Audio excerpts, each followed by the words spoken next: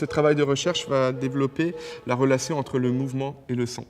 C'est-à-dire qu'on a une réflexion sur comment on va guider un son, et par la suite, le son va également influer sur le mouvement, puisqu'on va pouvoir créer et sculpter de la matière sonore. Là, et l'autre, c'est quoi? Et l'autre, c'est comme ça. Ok. Alors.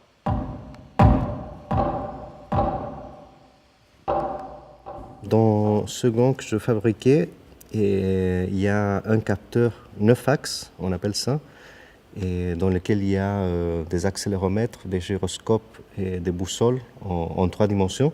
Et donc on va utiliser toutes ces données pour produire du son et déclencher du son aussi. C'est ça que je vais miniaturiser.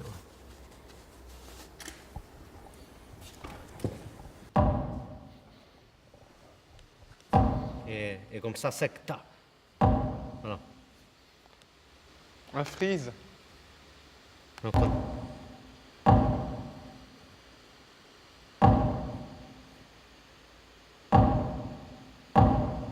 on a commencé donc à délimiter des zones de jeu. On a également sélectionné des mouvements qui étaient plus parlants et qui étaient captés par la Kinect et les accéléromètres.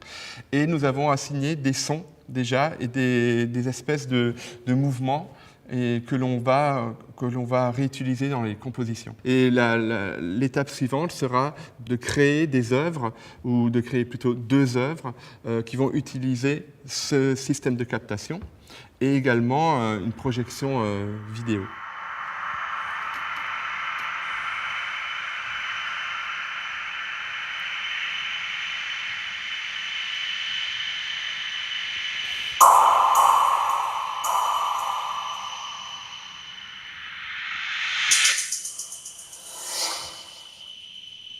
J'étais invité pour ce projet en tant qu'artiste visuel et je fais surtout tout ce qui concerne traitement d'images et capturation d'images et analyse, et donc aussi la création vidéo de la pièce. On utilise différentes manières de captation de mouvements et de captation vidéo. On a décidé de travailler avec la Kinect, qui est une caméra infrarouge qui permet de capturer des images en 3 dimensions. On a plusieurs entrées. Les 3 que j'utilise, et surtout celle que j'utilise, c'est celle-là. En fait, ça nous permet d'extraire la silhouette du performeur ou de plusieurs personnes qui sont devant la caméra. Ensuite, pour le travail de vidéo, donc avoir des points avec des coordonnées, c'est beaucoup plus intéressant que d'avoir juste une image, parce que du coup, je peux avoir des traitements algorithmiques sur ces coordonnées. Les points, ils peuvent bouger, ils peuvent se déformer, ils peuvent faire plein de choses.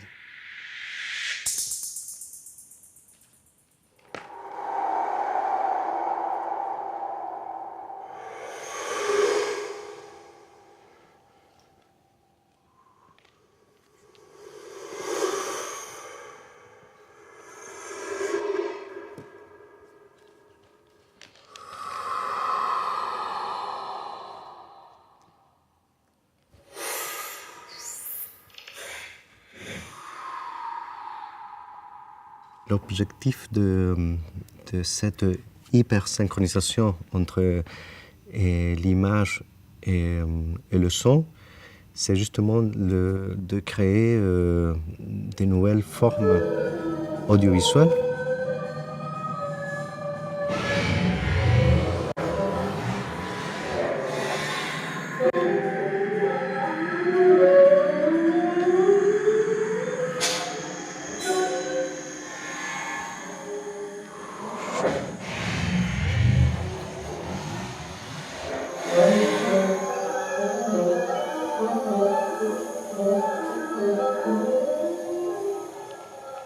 Cette captation de gestes en 3 dimensions nous a permis de virtualiser l'instrument et de ce fait de se concentrer juste sur le mouvement.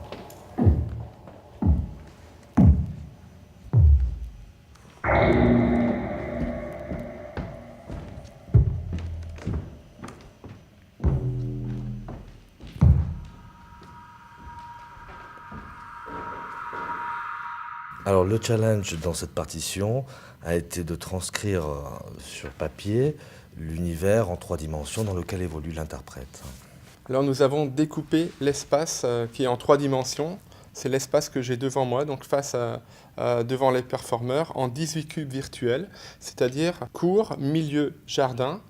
On a 3 hauteurs, donc bas, milieu, haut, et 2 profondeurs. On a face et lointain. Alors, 1, 2, 3, 4, voilà, 5, C'était ça. 6, 7, 8. Termine avec impact 56. Alors, pour indiquer à l'interprète ce qu'il a à exécuter, je vais indiquer sur cette partition donc, qui est séparée en 2, en haut pour la main droite, en bas pour la main gauche. J'écris de manière traditionnelle un solfège. Donc, on a les 3 zones ici, A, B et C, qui correspondent aux 3 hauteurs de cubes. Et pour la profondeur, par exemple, je veux lui dire de jouer une noire dans la hauteur B, dans la case 5, que j'indique ici. Voilà. Et pour José Miguel, j'indiquerai en haut que c'est l'événement numéro 1. Voilà. Donc par exemple, je prends la main ici, je vous montre les cubes. Donc il y a le plan A, B, C. Donc je vais passer ma main gauche face à la caméra. Et donc le 5B, il est là où je vous montre, c'est ici. Donc vous allez entendre le déclenchement.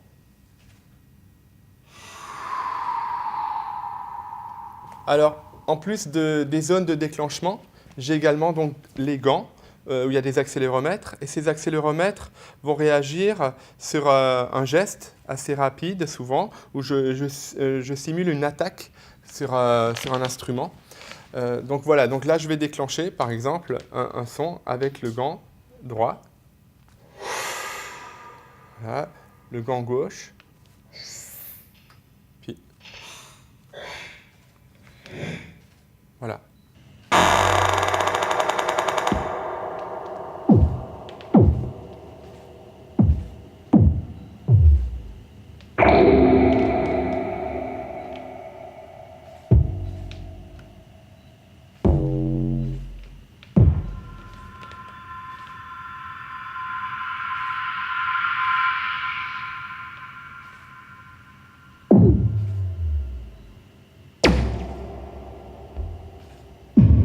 La dématérialisation d'un son ou plutôt d'un instrument permet donc de se focaliser sur le mouvement, et le mouvement peut donc déclencher des sons, mais également sculpter du son, laisser une empreinte. C'est-à-dire que je peux, par exemple, dans un cube, je peux prendre un son et descendre le son dans le grave, le monter dans l'aigu, également jouer avec l'intensité en allant en avant, et également actionner des traitements de son en allant, par exemple, vers la droite. Ce qui permet d'avoir une incidence sur l'enveloppe sonore et de pouvoir sculpter le son.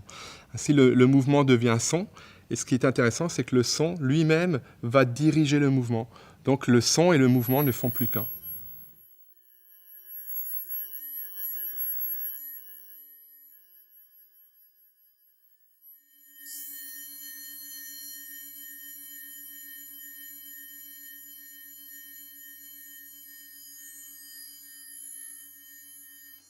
La particularité de cet instrument, c'est qu'il est virtuel, donc il n'est pas devant nous et il y a une part d'imaginaire dans ce qu'on est en train de faire, et il faut arriver à sentir quelque chose qu'on ne voit pas, en fait. C'est une nouvelle confrontation, un nouveau rapport à un instrument qu'on n'a pas du tout d'habitude, quoi.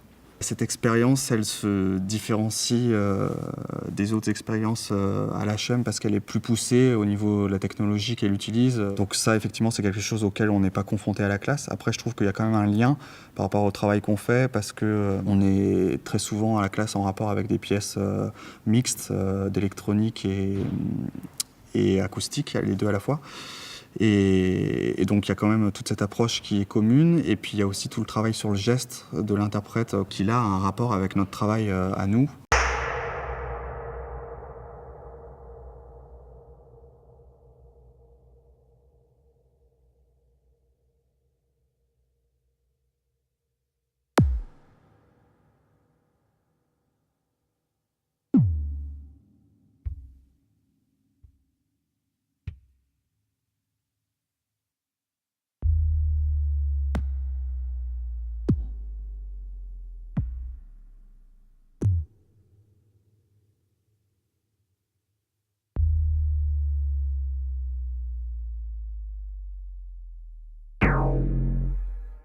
Moi, j'étais très intéressée dans ce projet par justement cet accès aux gestes dont on parle peut-être pas assez souvent, ou on en parle parce qu'on est obligé de s'investir au niveau des gestes en percu, mais le fait qu'il n'y ait pas d'instrument, on est vraiment obligé de se concentrer que là-dessus, et du coup, peut-être ça va nous décoincer, entre guillemets, pour s'élargir, pour s'ouvrir, et pour penser peut-être aussi plus respiration, parce qu'on n'est plus focalisé ni sur une partition, ni sur un instrument, ni sur une technique de frappe ou quelque chose comme ça. Du coup, moi, j'ai toujours été intéressée par tout ce qui était gestuel et danse ou autre, donc du coup, j'étais aussi partante pour ça.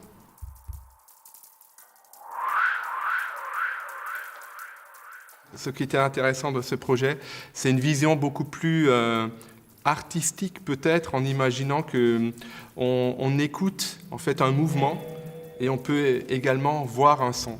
Et je pense que c'est un peu ce qu'on va essayer de travailler là-dedans. Aider des gens par l'image pour travailler un son et aider les gens par le son pour travailler un mouvement.